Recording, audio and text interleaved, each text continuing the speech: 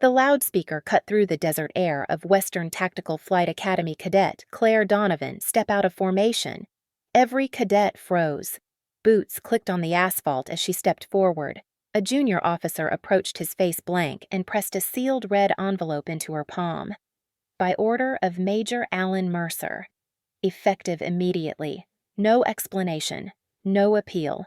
Just the cold brutality of procedure.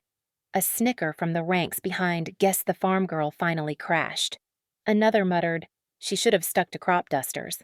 Claire didn't look back. She straightened her spine, removed her cadet cap, and marched off the runway with the envelope burning in her hand. The sun blazed overhead. On the horizon, hangars shimmered in the heat haze. Somewhere inside those hangars waited the aircraft she'd dreamed of flying since childhood, and now, officially, she'd been erased from the program. But as the laughter of her peers faded behind her, a single thought cut through the humiliation like a blade. They want silence. I'll give them thunder. Long before she ever set foot on the blazing tarmac of Western Tactical Flight Academy, Claire Donovan grew up with nothing but open skies above her and the steady hands of her father guiding her through every storm.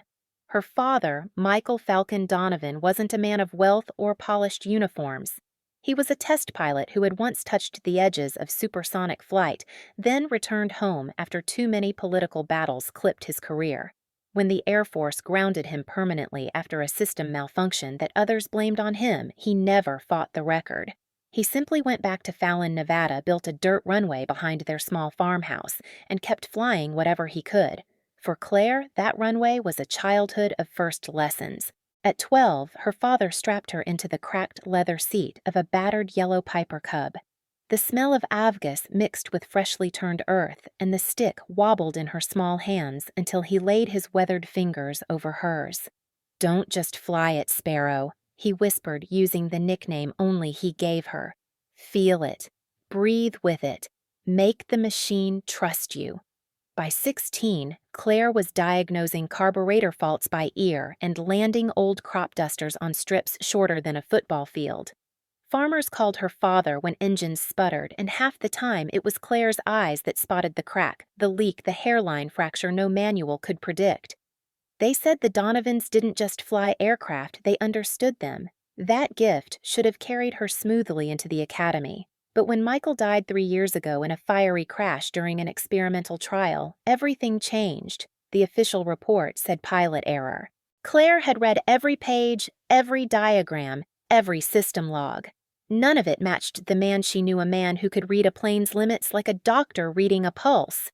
The name on the report that sealed her father's reputation in disgrace, Major Alan Mercer. The same man now standing at the top of the academy's food chain, shaping which cadets would rise and which would be erased.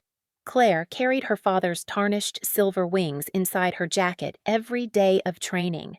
It was the one piece of him left unbroken, the edges worn smooth by decades of hands. Whenever drills left her shaking or peers mocked her small-town background, she touched that pin and remembered the way he had looked at her the first time she pulled a clean landing out of a crosswind. Pride. Unshakable belief. She had promised him once under the roaring shadow of a sunset flight that she would fly higher than he ever had, that she would prove the Donovans didn't belong in the footnotes of history. Now, walking away from the formation with laughter at her back and Mercer's signature on the dismissal order that promise burned inside her like jet fuel, she wasn't done, not by a long shot. The Nevada sun was dipping low, painting the hangars in long shadows when Major Alan Mercer appeared. His uniform was sharp, his voice calm, but his eyes cold, steel, laced with satisfaction. "Cadet Donovan," he said, each syllable precise. "We've reviewed your performance metrics. You consistently underperform under simulated stress. Tactical instincts. Insufficient. The Academy cannot endorse mediocrity." His tone was professional, but Claire caught the smirk he buried beneath polished authority. She wanted to protest. She wanted to shout that her simulations had always been sabotaged, sensors going haywire, controls freezing mid-run calibration errors that vanished the moment she stepped out of the cockpit. For weeks, she had been flawless in practice only to fail spectacularly the moment the logs were official. But Mercer had designed it that way. Everyone whispered it. Cadets from powerful families never struggled their scores suspiciously perfect. Farm kids, small-town nobodies like her, were disposable. As he spoke, the group of cadets behind him chuckled. Their laughter rode the desert wind like shards of glass. Claire kept her jaw locked, her fists buried in her pockets. To answer him now would only play into his script. When Mercer turned to leave, Claire's gaze dropped to the insignia on his chest, the same rank pinned to the report that had damned her father as reckless. 3 years ago, that signature had buried Michael Donovan's reputation. Tonight, it buried hers. At dusk, she slipped into the maintenance hangar, her sanctuary. Rows of aircraft parts lay scattered across metal benches, the smell of oil and jet fuel thick in the air. This was where she had found moments of peace, trading jokes with the mechanics, proving herself with grease on her hands instead of marks on a score sheet. But even here, whispers had reached her. Mercer's golden boys never fail. If you're not in his circle, you're out. Claire brushed a hand against the cool aluminum skin of a dismantled F-16. Anger surged hot and sharp. She had done everything right. Every drill, every exam, every late night in the simulator. Yet the system had already written her out. Her phone buzzed. A single message from the Academy server, 48 hours to clear quarters. The words glowed on the screen like a verdict. Claire clenched her father's silver wings in her fist until the edges bit into her palm. This wasn't just her fight anymore. Mercer had stolen more than her career. He had stolen her father's name. And now, with the Academy complicit in every falsified log and every laugh behind her back, Claire realized the truth. This wasn't one man's grudge. This was an entire system built to erase her, and she would have to tear straight through it to survive. The barracks were silent that night, except for the steady hum of the desert wind against thin metal walls. Claire sat on her cot, the red envelope open beside her, the official dismissal papers staring back like a death warrant. 48 hours to vacate. Her locker was half empty already. Books stacked, uniforms folded with mechanical precision. She worked with the numb discipline of a soldier, but every movement felt like betrayal to herself, like she was dismantling the very dream she had built her life around. Across the courtyard, cadets laughed. Their shadows stretched across the walls as music leaked from open windows. Celebration not for Christmas or for victory, but for her downfall. For the system that rewarded their names and erased hers. Claire pressed the silver wings into her palm until the metal cut her skin. She whispered to the memory of her father, "I promised you I'd fly higher." "I promised." Her voice broke the words, lost to the desert air. At 2 a.m., she wandered to the edge of the runway. The tarmac glowed faintly under floodlights stretching into black emptiness. Here she had dreamed of liftoff of engines roaring her into the stratosphere. Now it was nothing more than a strip of exile. She imagined walking away, going back to Fallon, taking whatever small-town job would have her, a life of quiet resignation. The thought gutted her. "Hell of a view for your last night, kid." The voice came from the shadows of the hangar. Chief Mechanic Samuel Ortiz stepped into the light grease, still staining his hands, a cigarette glowing between his fingers. He looked at her with eyes that had seen too many young pilots break under the same system. Claire swiped at her face, covering the crack in her armor. "Don't worry, I'll be gone soon enough." Ortiz exhaled smoke, his tone flat, but edged with something sharper. "Yeah, Mercer thinks so too. You really going to hand him the win that easy?" She tried to answer, but the weight of the night pressed too hard. She only shook her head. The mechanic studied her for a long moment, then crushed the cigarette under his boot. "Listen, Donovan, maybe the Academy's thrown you out, but I've seen you fly. I saw your old man fly, and I know when the system stinks."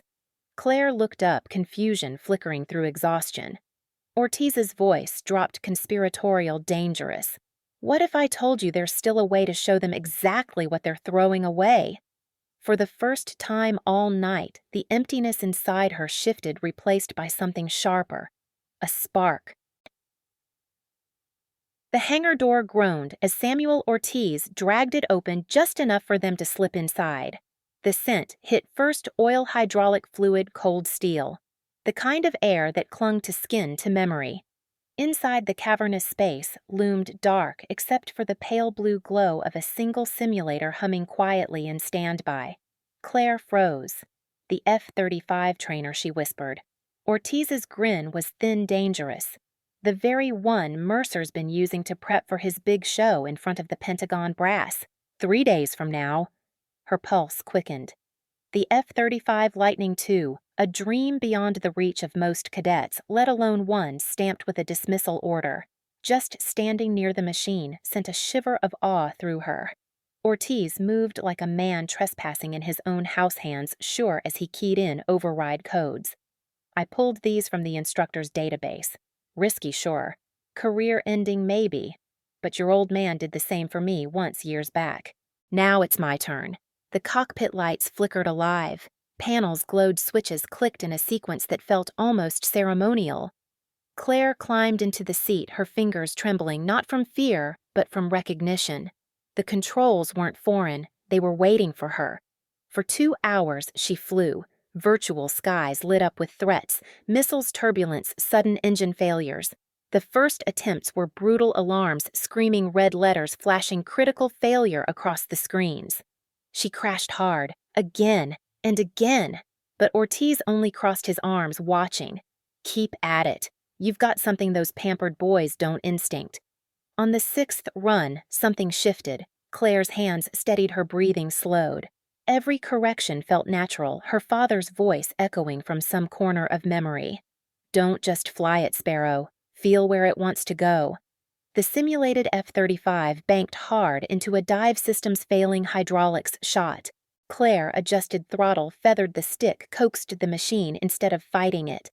Against every warning blaring in her ears, she pulled out of the descent, not just surviving, but hitting mission parameters dead on.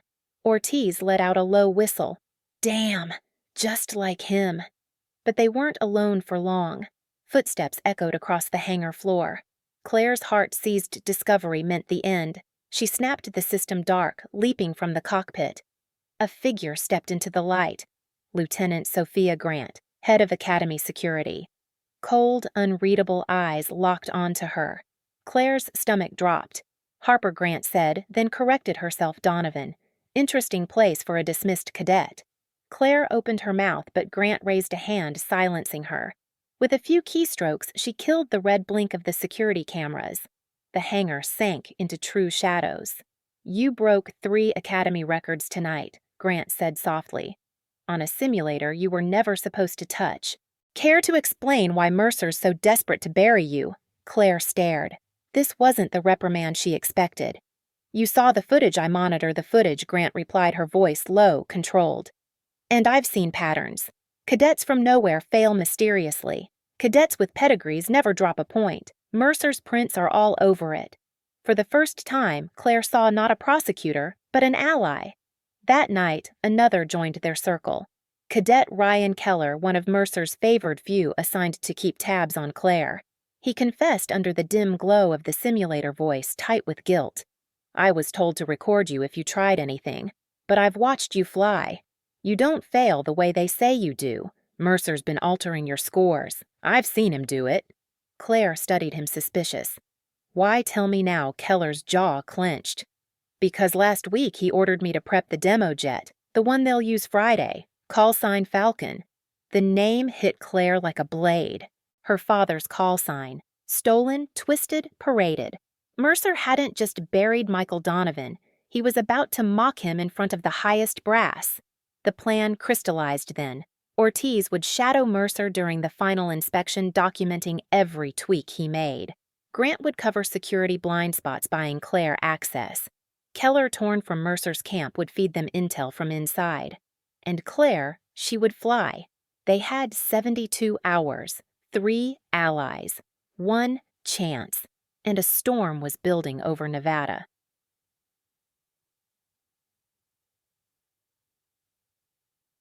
The desert sky was flawless that morning. Sharp blue, no clouds, the kind of backdrop the Academy prayed for when showing off to Washington brass.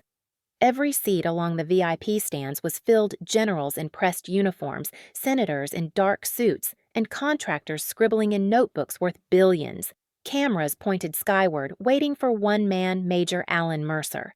At 1400 hours, the roar came. The F-35 Lightning II thundered down the runway and lifted like a blade into the heavens, its call sign painted across the fuselage in block letters Falcon, her father's name. Claire stood hidden in the shadows of Hangar 9, every nerve wired tight. Beside her, Ortiz muttered into a comm he's in. Adjustments logged, countermeasures set. Lieutenant Grant had rerouted patrols for exactly 6 minutes their window. The radio crackled. Keller's voice hushed. He's lining up for the inverted climb. Claire, it's now or never. She sprinted across the tarmac forged badge flashing at checkpoints, heart hammering louder than the jets overhead. Security glanced, waved her through. No one questioned confidence. At the standby bay, another Lightning waited its cockpit open like an invitation. Claire climbed in, hands steady now, not trembling. This wasn't fear. This was destiny. Tower. This is FX-92, emergency takeoff request system calibration check. She transmitted voice-clipped professional. FX-92, we have no scheduled flight, the controller began. Then, static tore across the channel Ortiz's jammer. The automated system reset, FX-92 cleared for emergency takeoff runway 3. Throttle forward, engines roared. The G-forces slammed her into the seat, but she welcomed it. The Lightning surged skyward, sunlight gleaming off steel. Above, Mercer had just begun his showcase, the inverted roll, the maneuver he had perfected on falsified systems. Except Ortiz had stripped away his tweaks. His aircraft bucked harder than expected, controls, heavier response, slower. To the crowd below, it looked seamless. But Claire saw the truth in his small corrections, the fight behind the performance. Then her blip appeared on his radar. Tower, who the hell is in my airspace? Mercer's voice snapped over comm's fury, bleeding through professional comm. This demo is classified. Claire slid her Lightning alongside his, the distance between them no more than a heartbeat. Through the canopies, their eyes locked. His widened in disbelief, then rage. She lifted her gloved hand, tapped the silver wings pinned to her chest, and gave the smallest smile. The crowd gasped as a second F-35 appeared, unannounced, slicing into formation with surgical precision. Generals leaned forward, murmurs rippled through the stands. Cameras swiveled. Mercer snapped Donovan power down immediately, or you'll be court-martialed before you touch ground. Claire's voice was calm, steady as steel. Copy that, Major. But first, let's show them what Falcon really means. Before he could react, she peeled into a flawless barrel roll sliding above him, then dropped back into formation without a tremor. The maneuver was smoother, cleaner, more controlled than Mercer's showcase seconds earlier. The stands erupted shouts, stunned applause, confusion. Mercer's jaw clenched. He yanked his stick, trying to outmatch her, but the Falcon betrayed him. The aircraft shuddered, nose dipping into the start of a spin. He fought it over, correcting, but the jet resisted. On the comm, Claire's voice cut in low. Even throttle back 40%. Ease your stick 2 degrees port. You're fighting factory settings, not your tweaks. A beat of silence. He followed instinct, pride burning, but the correction worked. His plane steadied.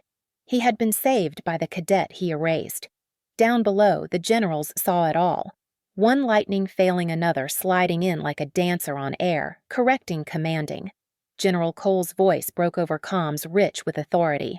This is General Harrison Cole, Pentagon Oversight. FX-92 continue demonstration. Show us what you can do. The words hit harder than any metal. Claire's hands tightened on the controls. This was her sky now. She pushed the Lightning through maneuvers Mercer had claimed were his signature inverted climbs, precision rolls, knife-edge passes.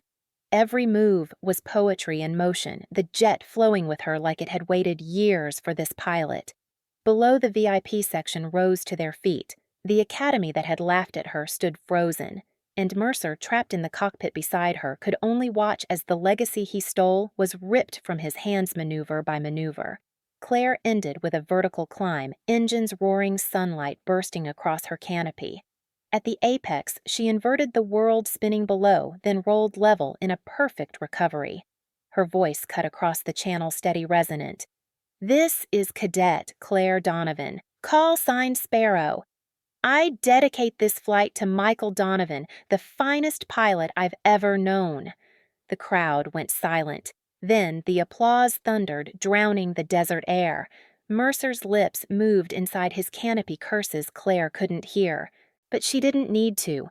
His silence, his pale face, the tremor in his hands told her everything. This wasn't just a flight. This was judgment delivered in the open sky. And the briefing hall smelled of jet fuel and polished brass. Hours after the demonstration, the desert sun had sunk, but the air inside burned hotter than any engine. Every officer of rank, every official from Washington sat in rigid rows. On the screen behind the dais, still images of the two Lightnings hovered, one flawless in flight, the other trembling at the edge of failure. Major Alan Mercer stood at attention, jaw-locked, sweat beading under his collar. Across the room, Claire Donovan sat flanked by Lieutenant Grant and Cadet Keller Ortiz, standing with grease still smudged on his sleeves. She had no uniform anymore, no rank to claim, but in that room every eye lingered on her as if she had shifted gravity itself. General Harrison Cole leaned forward. His voice was steady, but each word carried like a gavel. "Major Mercer explained why your aircraft, the Falcon, responded differently during critical maneuvers." Mercer's smile was brittle, his confidence cracking. "Minor optimizations, sir. Standard practice. Nothing unsafe." Every experienced pilot tailors response curves except Grant interrupted, her tone sharp, as glass those optimizations were undocumented, unauthorized, and we have proof. At her nod, Ortiz stepped forward. He placed a data drive on the table. The screens lit with diagnostic logs time-stamped, showing Mercer adjusting control sensitivities, throttle curves, stability settings, tweaks designed to give him an artificial edge in high-pressure demos.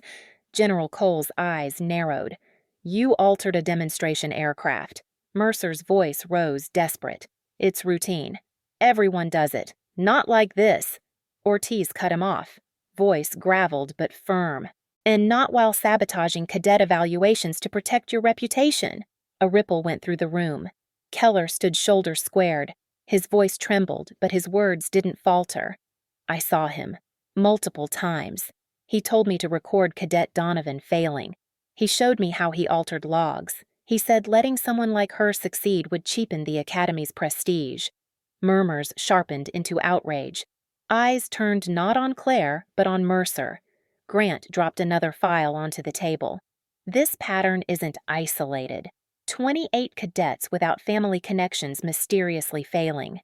Evaluations altered. The system bent to feed one man's ambition, but it wasn't over." Ortiz's voice carried the heaviest blow, and it goes back further. The Falcon crash. Michael Donovan's last flight. The room froze. Claire's throat tightened, her fingers curling around her father's wings in her pocket. Ortiz pulled a faded incident report onto the screen, officially labeled pilot error, but I was there. Mercer was the test engineer who signed off that aircraft. Same unauthorized modifications, same signature. Michael Donovan didn't fail. He was set up to fail. Gasps broke the silence. Generals exchanged looks. One senator muttered a curse under his breath. Claire closed her eyes, the weight of years lifting and breaking in the same moment, her father's honor restored in front of the very system that buried it. Mercer's mask shattered. He slammed a hand against the table, voice cracking. "Do you people know what you're doing? You're destroying me over a cadet, over a farm girl. She doesn't belong here. She never did." General Cole rose slowly, the room falling silent. His stare pinned Mercer like a nail. "You're right, Major. She doesn't belong here." Claire's heart lurched. Then Cole turned. His voice steadied, every syllable deliberate. "She belongs higher." The room erupted, some in applause, some in stunned silence. Mercer's face drained of color. The generals motioned to security. 2 officers moved to flank him. His last words, bitter venomous, cracked the air. "You'll regret this, Donovan. You can't bury me." Claire finally met his gaze, calm, cold voice carrying so every corner of the hall heard no major. "You buried yourself." The doors shut behind him, his career, his power, his mask gone.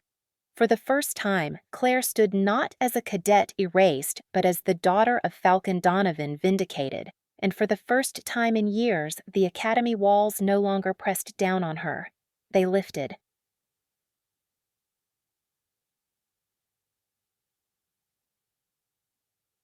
Dawn broke over the Nevada desert, streaking the sky in pale gold. The academy's runway shimmered with heat already, but the air felt lighter, as if the storm that had hung for years had finally passed. Inside the barracks, cadets whispered in tight circles. No one laughed anymore when Claire Donovan passed. Some avoided her eyes, ashamed. Others stared with something closer to respect. The girl they had mocked was now the name on every officer's lips. Major Alan Mercer was gone, stripped of command, escorted out under guard. Rumor spread he would face a dishonorable discharge, perhaps worse if the Pentagon pursued charges. The man who had built his empire on falsified records now had nothing. His silence was his prison. Claire, meanwhile, stood in the hangar beside the Lightning II she had flown into legend. The fuselage still bore the painted call sign, Falcon. She reached out her fingertips, tracing the letters. For years, it had been a theft, Mercer's mockery of her father's name. Now, it was reclaimed. General Cole appeared behind her, his presence steady grounding. "You've made waves, Donovan," he said. "Half the academy doesn't know what to do with you." "But I do." He opened a small velvet box. Inside lay a distinguished service medal awarded posthumously to her father, finally cleared of the stain Mercer had left. "Michael Donovan was one of the finest pilots this country ever had," Cole said quietly. "It's about time the record reflected that. And it's about time his daughter takes her place where she belongs." Claire's throat tightened as she accepted the medal. For a moment, the hangar blurred. She could almost hear her father's voice in the rustle of the desert wind. "Fly higher, Sparrow." Weeks passed. Investigations rolled through the academy protocols, rewritten cadets given second chances. Ortiz kept his job barely, but with a grin he swore was worth every risk. Keller, once Mercer's loyal cadet, became a witness for reform. Lieutenant Grant rose in rank, her report igniting structural changes far beyond Nevada. And Claire. She wasn't a dismissed cadet anymore. She was a pilot in training again, but this time no system could erase her. 6 months later, under a blazing morning sky, Claire donned her flight suit, the new silver wings pinned proudly on her chest, beside the tarnished pair she had always carried. The lightning roared to life beneath her. Officers gathered on the tarmac, not to laugh, but to watch. "Tower, this is Sparrow," she said into the calm voice, steady, unshakable. "Requesting clearance." "Cleared for takeoff, Sparrow. Fly safe." The jet thundered forward, wheels lifting off asphalt engines, howling freedom. Claire guided it into the heavens, the desert falling away beneath her. At the apex of her climb, she leveled sunlight flooding the cockpit. She touched her father's wings, whispered into the open sky. "This is for you, Dad. We're flying together now." Below the academy shrank the scars of injustice buried in dust. Above the horizon stretched infinite, not just for Claire Donovan, but for every voice silenced, every name erased. Because justice had been more than punishment. It had been truth, and truth would always fly higher.